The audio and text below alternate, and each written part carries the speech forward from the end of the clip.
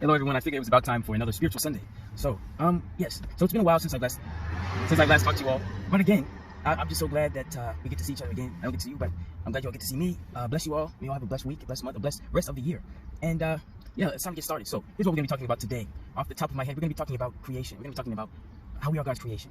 So have you ever written something? Have you ever written a book, written a short story, written any small little inkling, or at least a character, any character that you formed in your mind, even if it's imaginary? Well, you are similar to that character. You are a character again in a story. This is like a video I made about 3, maybe 2 years ago. But you being a character in a story is in a sense, is very empowering and also very frightening, because oftentimes we say an author is contextually writing himself. But in a way, he's not doing that. He's writing for the sake of the character. He's writing for, he's writing for the audience, but also more so, he's writing for himself about a character. He's writing about what he would perceive a character to do.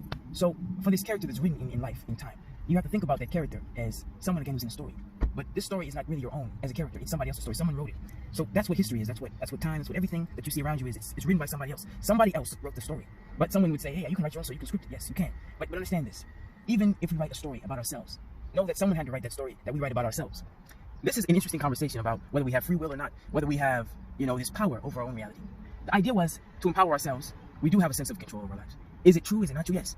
We have free will to the extent of what we can perceive as free will. But on the other side of the writing's pen, if a writer is writing X, Y, and Z in your mind, that's the way it can go. But another way to think about your characterization is not as a written thing. It is a drawing. So if I write a drawing, on a piece of paper, and this piece of paper comes out perfect, I created it in my image basically. But I have to do one more thing. I have to breathe the breath of life into it. That's going to be a moving drawing. It does have a sense of free will. It has a sense of autonomy that most would consider to be avoided. I did not create myself per se, but when I drew that thing in my image, when I breathed the breath of life into that image, it started to move like that. So like a potter and the clay, he forms the clay with his hands. So this clay is formed, all right, from the potter's hand. That's who you are. Another way to think of it is a programmer, when he's programming a machine. So you are a living machine. So when you look at your body, the way it works, it is programmed. Your brain is programmed to do certain functions. Other people can program it, but the original programmer, the original designer, God, when he programmed you, everything, put all this stuff in your DNA, biologically, psychologically, metaphysically, all this stuff in your DNA. That's just who you are in creation. But beyond that, when you look at your soul, the very essence of your soul is like a sound. Because the sound is a disturbance of matter from its position. So it's going outward. You are basically the vibrations, the sounds. You are spirit, you are soul in time. This is going to sound a little bit higher than this, but you are beyond the dimensions of all of the creations because of the sound within you, the soul of a man.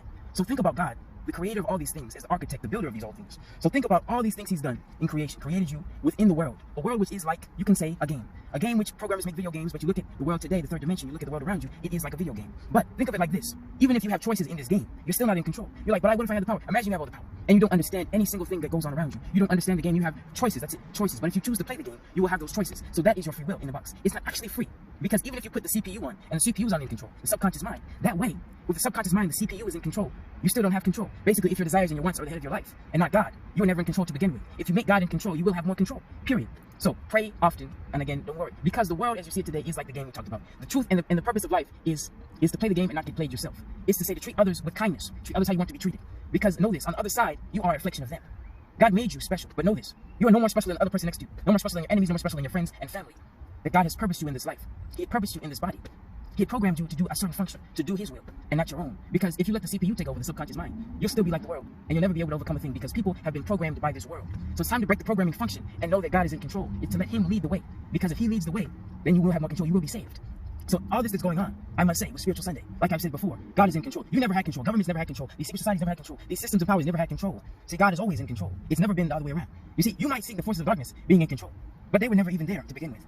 All of the illusions were created to make them think they had more power than God. But no, God has more power than the serpent. God has more power than the forces of darkness that you can't see in high places. He has more power than those things.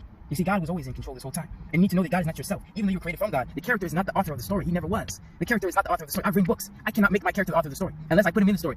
Unless let's say a character like Jesus. Because that way, if I wrote myself everything that I would say, if I put my grace, if I put my being into my art, then who Jesus is, that's who he is. He's beyond the CPU. He's beyond that. He's the ultimate cheat code of the video game. He's the creator inside his own game. That's who he is. That's who Jesus is. When you write the character inside your own story and you decide the outcome, that's who Jesus is.